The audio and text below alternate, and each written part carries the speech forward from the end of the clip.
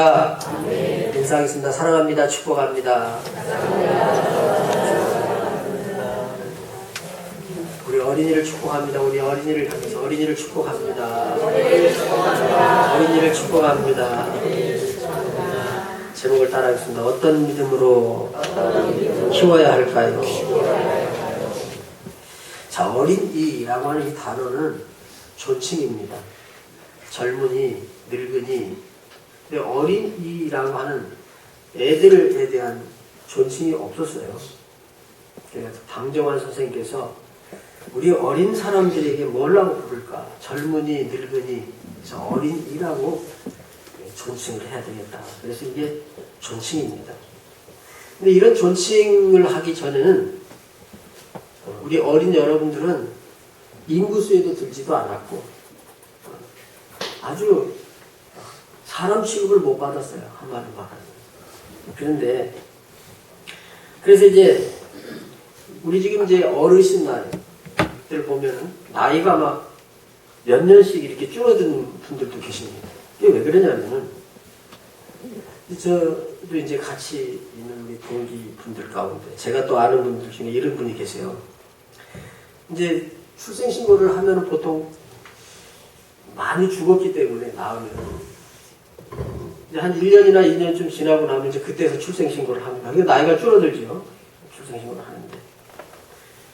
이제 그때 당시는 뭐 일도 많고 어떤 경우는 이제 부모님들이 글을 모르는 경우도 있고 이제 그래서 이름을 지어가지고 이장님에게 가서 얼른 출생신고를 해달라 이렇게 합니다. 그러면 저 이제 80 넘으신 분은 고개를 끄덕끄덕하는데 이장님한테 우리가 아이를 낳았으니까 가서 좀 출생신고를 좀 해주고 오세요. 이제 그러니까 이제 이장님이 그걸 받아가지고 제가 아는 어떤 분인데 이걸 받아가지고 막 뭐라고 이름을 지었냐면 세빈. 세 번째 난 딸이기 때문에 왕비 같은 세 번째 왕비다. 그런데 세빈 이렇게 지어가지고 이제 홍가인데 이장님께 우리 딸이 세 번째가 났으니까 홍세빈이라고 그렇게 출생신고를 해주세요. 그랬는데 이장님이 이제 가다 보니까 이 사람도 만나고 또 저 사람도 만나고 인사하고 막 그러다 보니까 아니 동사무소에 가니까 이름을 까먹었어요. 아 그래 면석이한테 그 이름을 저 출생신고를 하는데 내 이름을 까먹었는데 어쩌지? 그러니까 그래요? 그럼 우리 동네 홍가 있잖아. 그 면석이도 그대는 다 동네 아는 사람이니까 그 우리 동네 그 홍가 있지? 알죠. 그래 홍가 내가 그 셋째 딸 낳았는데 말이야. 내가 그 이름을 잊어먹어서. 그러니까 그래요? 그러면 셋째 딸이니까 그냥 삼순이라 그러죠. 그러니까 좋네. 홍삼순 아주 좋네. 그런데 호적이 홍삼순으로 올려버립니다. 그럼 집에서 부르는 이름은 홍세빈인데 호적에는 홍삼순이 이렇게 되는 거예요. 왕비님으로 이름을 지었는데 그냥 무술이 이름이 된 거예요. 그럼 무술이 아세요? 무술이는 궁에서 궁녀들 시중 드는 사람, 그러니까 아주 낮은 천한 사람이죠. 홍삼순 이렇게 된 거예요. 이름이. 그걸 지금도 쓰더라고요. 그 이름은 아니지만은 세상이 이제 그랬었어요. 우리가 여러분들이 어린이다 이렇게 하고 막 굉장히 귀하다 이렇게 하는 거에 대해서 우리 어린이들은 감사하기를 바랍니다.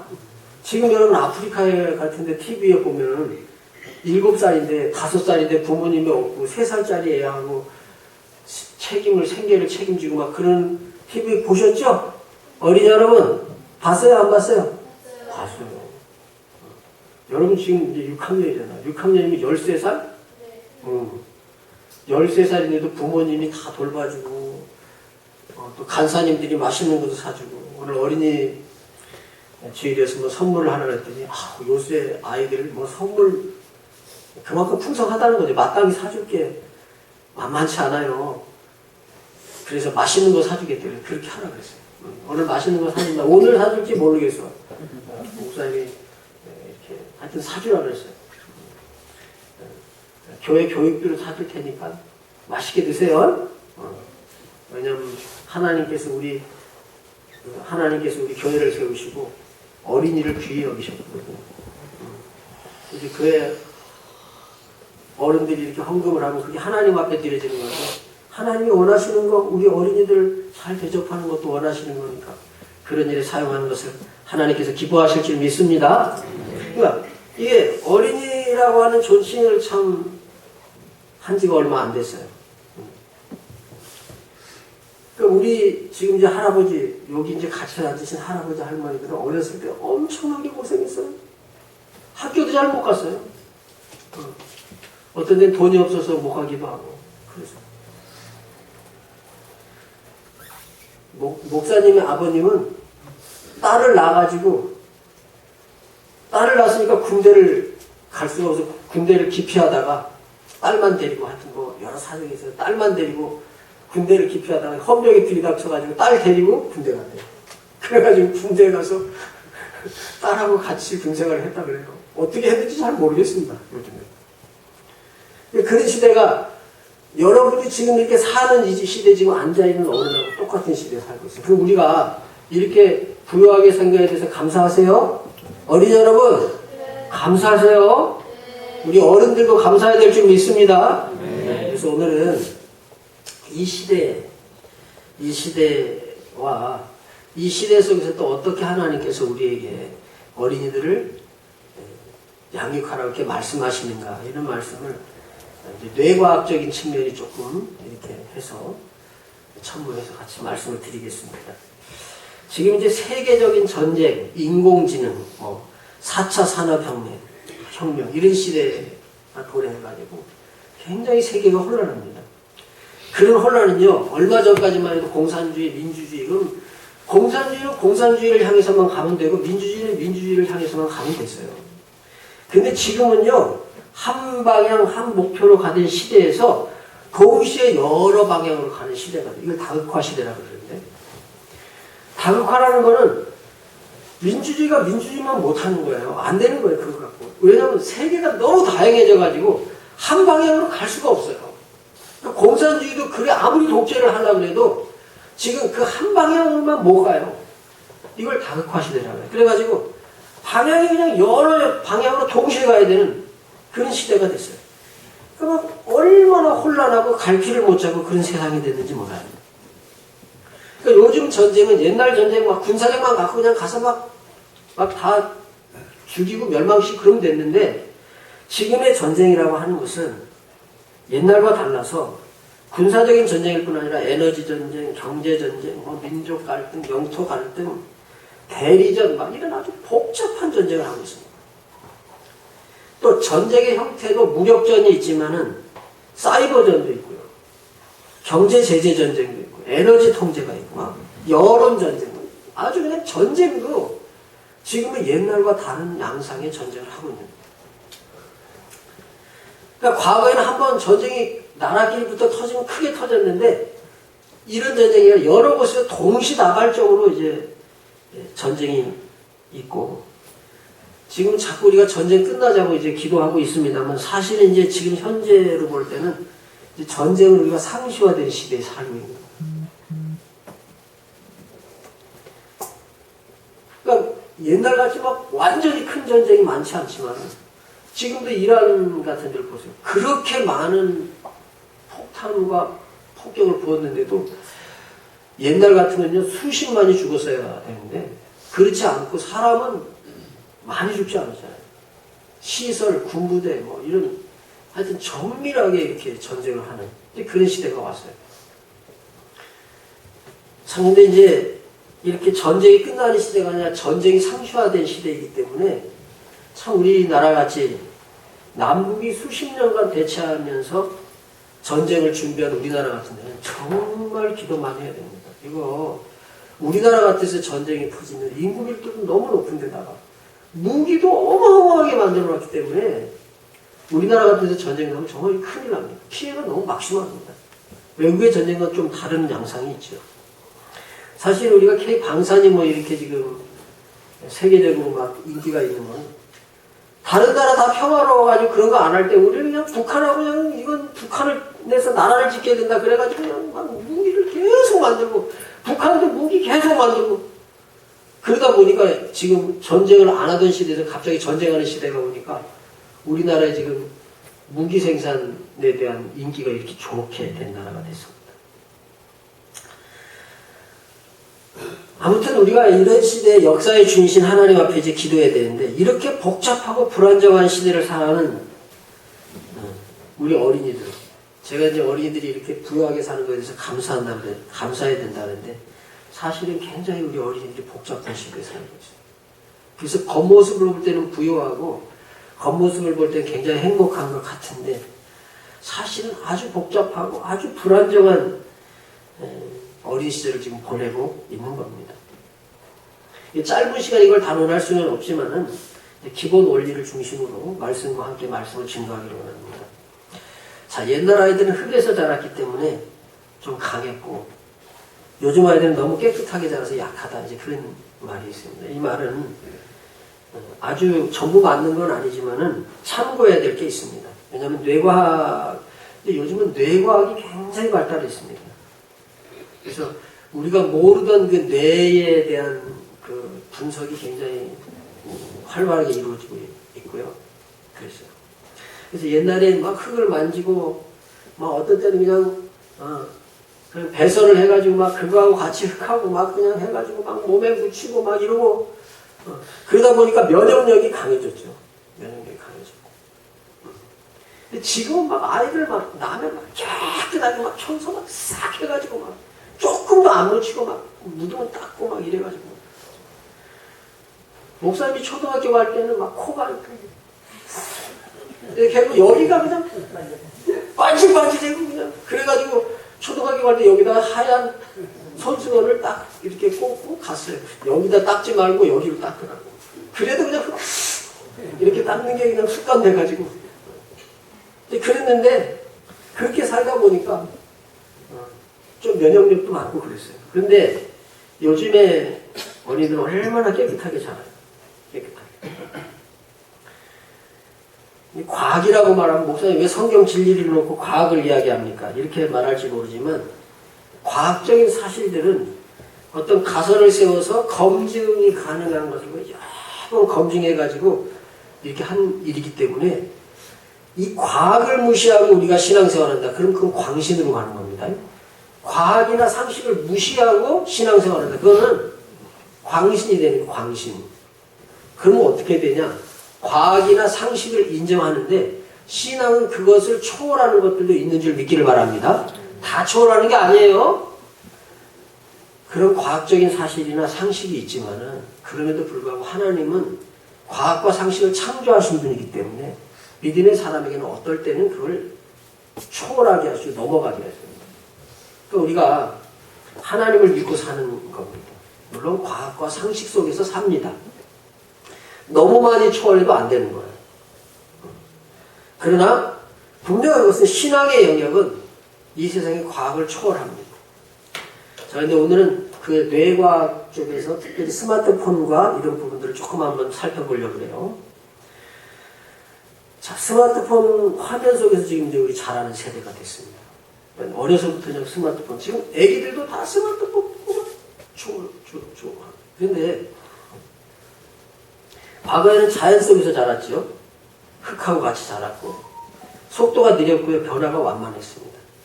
그런데 오늘날 이 작은 손안의 화면은 엄청나게 빠르고 강렬하고 끊임없이 변합니다. 짧은 영상 빨리 전환되고 색채가 굉장히 강하고 즉각적으로 반응. 그러니까 지금 휴대폰 속도를 늘리려고 얼마나 애를 써가지고 지금 여러분 사진 화소가 옛날과는 상상을 할 수가 없고 그렇게 큰 화소가 그냥 팍팍팍팍 돌아가는 겁니다. 그걸 돌리기 위해서 요새 계속 이 반도체라고 하는 그런 걸 만들어요. 그 여러분 반도체 요만한 거 속에다가요. 거기에다가 머리카락 수만 분의 1 그런 이 회로를 수십 층으로 쌓아가지고 정보를 거기에 저장하기 때문에 어마어마한 지금 이제 그 속도가 나오는 거예요. 지금 그것 때문에 삼성이나 이런 데가 지금 어마어마하게 지금 돈을 벌고 있고 그러잖아요. 그런 걸 우리가 들고 아이들이 획획 돌아가는데 지금 보고 있는 겁니다. 그러면 이거는 뇌에는 굉장한 말하자면 과부하를 거는 거예요. 뇌는요 항상 자극에 딱 적응하도록 만들어졌는데 문제는 이 강도가요, 현실보다 너무 빠르고, 그러니까 스마트폰 안의 속도는 현실보다 너무 빠르고, 또 강한 자극을 제공하고, 그래서 뇌에서 너무 이게 빨리 자극을 주니까 너무 회로가 막 사람의 뇌가 발달하기도, 어린 때 발달하기도 전에 막 회로가 과하게 활성화되는 거예요. 근데 뇌에는 도파민이라고 하는 전달 물질이 있는데 이게 짧고 강한 자극이 막 반복이 되면은 점점 더 강한 자극을 요구하게 되고, 그러다 보면 이게 어떻게 되냐, 일상적인 활동, 뭐 책 읽기라든지 대화라든지 이런 걸 아주 지루하게 느껴요. 왜냐면 너무 과도하게 빠르고 막 속도감 있는 걸 보다가 천천히 하는 이런 일들을 아주 못하는 거예요. 근데 결국 집중력이 떨어지고 특별히 참는 힘, 인내하는 힘이 너무 약해지는 거예요. 그래서 지속적으로 계속 뇌를 자극하면 이걸 뇌가 깨어있는 각성 상태로 만들어집니다. 쉬어야 할 뇌가 쉬지 못하고 계속 깨어있는 상태가 되는데, 이걸 반복하면 아이의 뇌가 점점 예민해져가지고 작은 자극에도 쉽게 반응을 하고, 조금만 불편해도 불안을 느끼고. 그래서 지금 요즘에 아이들이요, 편안한 환경 가운데 있는 것 같은데 내면이 굉장히 불안해가지고 너무 이게 사실 예민한 거예요. 그러다 보니까 지금 아이들의 이 정신적인 부분들이 굉장히 지금 약해진 상황 속에 있는 거예요. 이게 왜 그러냐면 뇌가 쉬는 법을 못 배우고 계속 그냥 과도한 자극을 주니까. 근데 이게 이제 어른들은 조금 난데 아이들은 더 심각하다는 거예요. 왜냐면 이 시기에 뇌가 아직 발달을 안 해서, 뇌는 이제 전두엽이라고 하는 부분인데, 전두엽이 감정, 뭐 이런 쾌락 이런 걸 전두엽이라고 하는 뇌가 그걸 제어시키는 거예요. 근데 어린애는 전두엽이 아직 발달을 안 했습니다. 전두엽이 언제까지 발달하냐면은 쭉 전두엽에서 20대 중반쯤 가야 이 전두엽이 딱 발달을 해가지고 쾌락이라든지 뭐 감정이라든지 이런 걸 다 이렇게 자제할 수 있는, 제어할 수 있는 게 발달하는데, 이게 발달하기 전에 막 그렇게 과도하게 들어오니까 아이가 사실은 강한 자극을 조절할 능력이, 전두엽이 딱 조절을 해서 야 이건 너무 심한 즐거움이야 조금 눌러, 이런 전두엽이 딱 이게 조절을 할 수 있는 그런 때 이게 돌아야 돼. 그것보다 훨씬 넘는 그런 것들이 막 그냥 뇌를 자극하기 때문에 그게 뇌에 자꾸 쌓여서 이게 불안해지고 충동적이 되고 집중력이 저하되고 이렇게 된다는 거예요. 그래서 오늘 성경은 이렇게 말합니다. 오래전에 자녀 교육을 하면서 너 집에 앉았을 때든지 길을 갈 때든지 누워있을 때든지 일어날 때든지 이 말씀을 강론해라 이렇게 말을 했는데, 이게 끊임없는 자극 속에서 살라 그 말이 아니고 반복되는 안정된 리듬. 그러니까 여러분 사실 토라 교육은 반복 교육입니다. 반복. 스마트폰은 계속 다른 막 어마어마한 자료가 막 뇌를 이렇게 혼란하게 한다면은, 너가 집에 앉았을 때든지 길 갈 때든지 누웠을 때든지 안정된 리듬으로 반복해줘라. 반복. 그리고 관계 속에서 부모가 아이에게 관계 속에서 이루어지는 교육을 오늘 성경은 말하고 있는 겁니다. 사랑하는 부모 여러분, 지금 아이들을 위협하는 건 가난 아닙니다. 교육의 부족도 아닙니다. 막 어떻게 하든지 막 더 막 풍족하게 해주고 막 교육이 부족해서 막 이 학원 저 학원 막 교육의 양을 쌓으려고 그러는데, 지금 아이들에게 지금 부족한 것은 가난도 아니고 교육의 부족도 아닙니다. 과도한 자료, 너무 많은 자료를 막 뇌에다가 집어넣어가지고 아이들의 지금 정신세계를 굉장히 혼란하게 하고 있는 겁니다. 그래서 아이를 건강하게 하는 선택을 우리가 해야 되는데, 너무 빠른 화면, 그것보다 조금 대화는 느리잖아요. 그러니까 오늘 이렇게 예배 드리는 거 우리 어린이들한테 참 좋은 거예요. 아멘. 예배 열심히 드리세요. 이게 지금 굉장히 지루한 시간인데 처음에만 해도 예배 이렇게 잘 못 드는데 예배 잘 드리잖아요. 이게 굉장히 좋은 겁니다, 사실은. 그래서 강한 자극보다는 깊은 관계, 우리 간사님들과 아이들이 이렇게 맛있는 식사를 하면서 또 여러분의 담임 목사가 또 아이들 데리고 다니면서 이런 속에서 이루어지는 관계를 통한 이런 부분들은 아이들의 뇌를 굉장히 이렇게 혼란한 데에서 안정적으로 만들어가는 아주 좋은 교육들입니다. 그래서 예배와 기도 같은 시간을 통해서 혼란하고 빠른 시대의 혼란을 영적이고 정신적으로 정리해 주는 게 항상 필요합니다. 그러니까 우리가 영상 예배 같은 거, 영상 예배 재미 하나도 없죠. 그죠? 게임은 재미있죠? 게임은 재밌어요. 왜요? 막 속도가 우아하거든요. 이런 것에도 똑같은 영상이라고 하더라도 예배의 영상, 또 기도의 영상 같은 걸 함께 자녀들과 함께 나누면서 이렇게 복잡해진 뇌를 정리해주는 그런 게 필요한 거예요. 그 성경은 앉았을 때든지 길을 갈 때든지 누워있을 때든지 일어날 때든지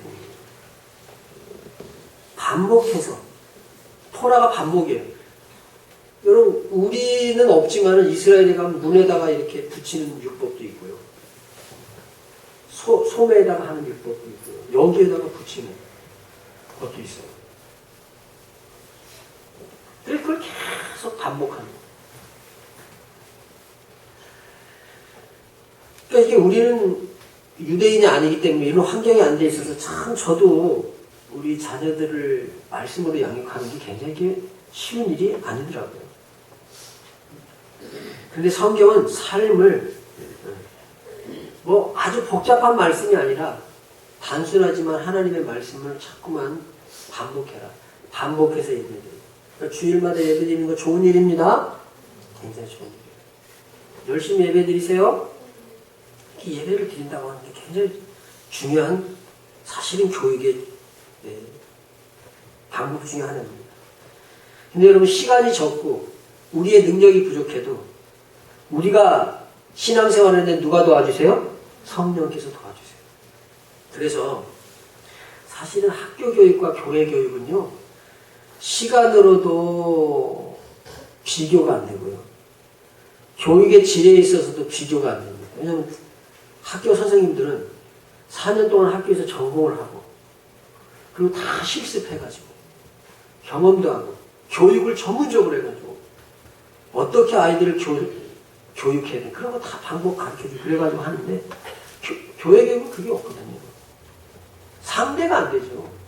시간도 상대가 안 되고요. 그렇습니다. 내용의 구성도 상대가 안 되고요. 근데 여러분 우선순위를 하나님께 뒀기 때문에 오늘 이제 성경에 보면은 그렇게 말씀을 하고 있지요. 너는 마음을 다하고 뜻을 다하고 힘을 다하여 내 하나님 여호와를 사랑하라. 여호와는 오직 유일하신 여호와시니 그랬습니다. 여호와를 우선순위, 하나님을 딱 우선순위에 두는 신앙생활로 그런 세상을 이긴 거예요. 세상이 많은 시간의 교육, 질이 높다기보다는 그 아주 체계적인 그런 교육을 우린 체계도 없고 시간도 적고 여러 가지 환경이 열악함에도 불구하고 하나님을 마음을 다하고 성품을 다하고 뜻을 다하고 힘을 다해서 하나님을 사랑해라. 하나님 우선 이런 신앙을 가지고 있으면 성령께서 도우심으로 말미암아 그런 세상 교육을 능가하는 믿음의 역사가 일어나는 줄 믿습니다. 그래서 요한일서 5장 4절에는 대저 하나님께로서 난 자마다 세상을 이기느니라. 세상을 이긴 이김은 이것이니 우리의 믿음이라 그랬어요. 그러니까 믿음으로 살면 그런 이 세상이 그렇게 복잡하고 혼란한 그런 속에서 하나님이 주시는 중심을 찾아갈 수 있는 은혜를 주시는 줄로 믿습니다. 근데 이 아이의 두뇌는 밀가루 반죽 같다는 거예요. 현대 뇌과학이 이 뇌를 살펴보니까 어렸을 때는 이 뇌가요 어느 방향으로든 변화할 수 있는 그런 가능성을 가진 뇌예요. 밀가루 반죽같이 굳어지지가 않아요. 그래서 뭘 경험하느냐에 따라서 전혀 다른 모습으로 사람이 되는 거예요. 어떤 경험을 하느냐에 따라서. 그래서 신경이 연결되어 있는데 어떤 경험을 하잖아요. 그러면 그 경험하는 부분의 신경이 폭발적으로 이렇게 만들어지고요. 사용하지 않는 연결은 다 끊어져 버려요. 그러니까 이 어린이가 어떤 경험을 하느냐에 따라서 뇌가요. 완전히 다른 거예요. 똑같은 한국 사람이라도 뇌가 다른 거예요. 너무 다른 거예요. 우리 성격 다 다르죠. 요즘에 우리가 이렇게 이제 나이가 이렇게 많아지면서 야, 사람 성격이 너무 다르다는 거를 더 깊이 깨닫잖아요. 근데 왜 그러냐면 뇌가 어렸을 때는 이게 그냥 물가루 한 줄 같아가지고 그 사람의 환경에 따라서 뇌가 만들어지기 때문에 우리가 첫째 아이가 다르고 둘째 아이가 다른데 너무너무 다르게 돼서 그게 사람의 독특성이 사람은 다 다른 거예요. 다 다른. 그래서 어린 시절은 뇌 방향이 정해지는 시기이고 청소년, 청년기가 약간 굳어지는 그런 이제 때이고 그래서 20대 중반쯤 되면 그게 이제 딱 굳어져서 자기의 본래 정체성이 나오는 거예요. 그러니까 아직까지 여러분들은 아직도 굉장히 가능성이 있어요. 신앙생활 열심히 하세요. 그럼 여러분의 뇌가 굉장히 하나님이 새겨주시는 말씀이 머릿속에 많이 들어가서 여러분으로 하여금 평생 동안 세상이 막 흔들리고 막 그냥 막 돌아가고 죄의 물결이 막 와도 신앙의 딱 바른 방향을 지킬 수 있는 그런 정신적인 기초가 세워지는 줄 믿습니다. 그런 게 세워지는 거예요. 자기도 모르고. 그래서 너는 이 말씀을 마음에 새기고 6장 9절에 그래요 말씀. 그러니까 자기에 끌려가는 게 아니라 말씀의 중심을 받는 아이가 되기를 기도하면서 키워야 되고 이런 여러 불가항력적인 환경 속에서 부모들이 항상 아이들에게 예배를 드리고 너무 빠르고 너무 막 이게 속도감 있는 그런 것을 한 번씩 해방시켜주는 길이 무엇이 있을까? 이런 것을 말씀 속에서 지혜를 얻는 부모들이 되기를 주님의 이름으로 축원합니다. 그리고 어린이들도 이제 여러분이 13살이 됐잖아요. 그럼 맨날 스마트폰에 막 끌려다니다 보면 이게 중독돼요. 중독. 막 안 하면 못 살겠어. 그럴 때 SF에서 그런 금식운동 하잖아요. 문화금식운동. 그죠? 우리 지금 SF에서는 무슨 운동을 하냐면은 우리 어른들은 고난주간에 음식을 먹지 않는 금식운동을 하는데 학생들한테는 문화금식운동이야. 일주일 동안 스마트폰도 보지 말고 TV도 보지 말고 컴퓨터도 보지 말고 그 금식 한번 해봐. 그런 운동을 하는 거예요. 그게 다 하나님께서 주신 지혜예요. 이게 뇌과학이 요새 발달해서 보니까 그게 얼마나 좋은 운동인지 몰라요. 그러니까 스마트폰만 없으면 막 불안해요. 막 세상이 다 끊어진 것 같고 그런 것을 해방될 수 있는 길들을 한 번씩 찾아보세요. 그래서 내 스스로가 야 내가 이 스마트폰하게 묶여서 사는 사람이 아니라 내가 이 스마트폰을 다스려야지. 아멘? 아멘. 내가 스마트폰한테 끌려다니는 왜 내가 스마트폰을 만든 존재인데 왜 스마트폰에 끌려다녀요? 스마트폰이 나한테 끌려다니지. 그죠? 나 오늘 3시간 동안 스마트폰 안 해. 이렇게 닫을 수 있는 그런 훈련도 하고 그러세요. 그러면 세상에 복잡하고 빠른 이런 것에서 오는 뇌의 피해가 있는데 그런 뇌의 피해를 많이 줄일 수가 있는 거예요. 그러니까 신앙의 방법이라고 하는 건 시간이 좀 적지만 성령이 도와주시는 일이고 또 우선순위를 하나님 중심 너는 먼저 그의 나라와 그의 일을 구하라 이런 것으로 세상을 이기기 때문에 세상을 이기는 능력이 신앙 속에서 나오는 거예요. 그래서 너는 마음을 다하고 뜻을 다하고 힘을 다해 내 하나님 여호와를 사랑하라. 오늘 내가 내게 명하는 이 말씀을 너는 마음에 새겨라. 아이의 뇌는 환경에 의해서 만들어집니다. 그렇다면 가장 이 환경 속에서 중요한 코드를 이 환경 속에, 이 뇌라고 하는 환경 속에 집어넣어줘야 되는데 그 코드를 하나님이라고 하는 분을 집어넣어주면은 우린 누구의 형상대로 지음받았어요? 어린이 여러분 누구의 형상대로 지음받았어요? 하나님의 형상으로 지음받았어요. 그렇기 때문에 그 코드가 우리하고 딴 거죠. 그러면서 정말 이 세상이라고 하는 것이 아무리 흔들려도 원래 하나님이 지어주신 그 바른 길을 따라갈 수 있는 그런 능력이 생기는 그런 사람이 하나님의 말씀에 붙잡힌 사람인 거예요. 그래서 오늘 부모들에게 성경은 이렇게 말하는 오늘 내가 내게 명하는 이 말씀을 너가 먼저 마음에 새기고 내 자녀들에게 부지런히 가르쳐. 목사님 어떻게 가르쳐요? 그러니까 어쩔 때는 예배에 이렇게 참석시키잖아요. 또 목회자와 이렇게 같이 나누고 우리 간사님들과 함께 나누기도 하고 또 그 다음에 어떤 때는 이제 새벽 기도 행사에 계속 가잖아요. 다른 영상 말고, 야, 일주일에 한 번 정도는 나하고 너하고 같이 우리 목사님이 새벽기도 어떻게 인도하시는지 이걸 한번 보자. 때로는 이해가 안 되고 지루하지만 그래도 막 재미있고 게임하고 막 그런 막 어떤 이 과도한 자극이 있는 그런 영상에서 조용하지만 하나님의 말씀을 듣고, 그 이제 끝나고 나면 주기도문 하고 또 주여 하고 기도하거든요. 그러면 눈 감고 기도도 같이 해보고, 그런 일들을 통해서 아이들의 이 아주 과도하게 자극되어 있는 뇌를 이제 좀 다운시켜주는 거예요. 다운시켜주는 거예요. 이런 게 필요한 거예요. 아이들의 뇌는 지금도 자라고 있고 지금도 뇌가 만들어지고 있습니다. 그리고 믿음의 뇌도 사실은 형성되고 있는 거예요. 그래서 이때 아이들이 좋아하는 거, 아이들이 즐거워하는 거, 그것만 환경에다가 자꾸 집어넣어 줄 거냐. 이건 굉장히 아이들의 인생을 망칠 수가 있다는 걸 꼭 기억해야 됩니다. 잠언 22장 6절에 마땅히 행할 길을 아이에게 가르치라. 그리하면 늙어도 그걸 떠나지 않는다. 마땅히 행할 길은 재미있거나 그러지 않아요. 여러분, 교회는 재미있으라고 오는 게 아니에요. 하나님 믿으려고 오는. 재미있는 거는 학교에 가서 친구들하고 재미있게 놀고, 스마트폰 게임하면서 재미있게 놀고, 교회 오면은 하나님을 믿고 경건을 배우고 믿음을 배우기를 바랍니다. 그렇게 하면 그게 평생의 양식이 되는 것입니다. 그래서 어린 시절에 심은 믿음은 평생 떠나지 않아요. 우리 자녀들이 깨끗한 환경 속에서 자랐기 때문에 굉장히 강한 것 같지만 그게 강한 게 아니에요. 사실은 좀 어려움도 이게 또 지루하지만 그걸 끝까지 인내하고 견디는 그런 능력도 있어야 되는 것이에요. 이 세상은 항상 재미있는 게 아니거든요. 근데 너무 재미만 빠지고 그렇게 있다 보면은 결혼 생활이나 나중에 성인으로서 살면서 사회 의무를 감당해야 될 때 재미가 없으면 그걸 참을 수가 없고 감당이 안 되니까. 그런 모습으로 자라나는 것은 하나님께서 기뻐하는 모습이 아니에요.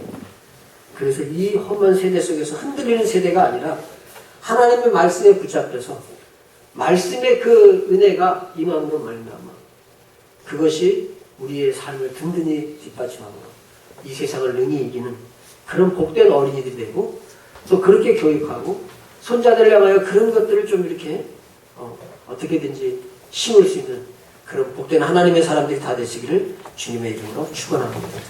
은혜로우신 하나님, 오늘 이렇게 또 어떤 믿음으로 어린아이들을 키워야 되는지에 대해서, 또 이 시대의 뇌과학과 또 스마트폰이라고 하는 너무도 자극적이고 항상 손에 들려있고 그것이 없으면 불안한 그런 것들이 우리의 삶에 어떤 영향을 미치고 또 하나님의 말씀을 어떻게 그것을 능가할 수 있는지에 대해서 말씀을 나누었습니다. 은혜 베풀어 주시옵소서. 예수님의 이름으로 기도합니다.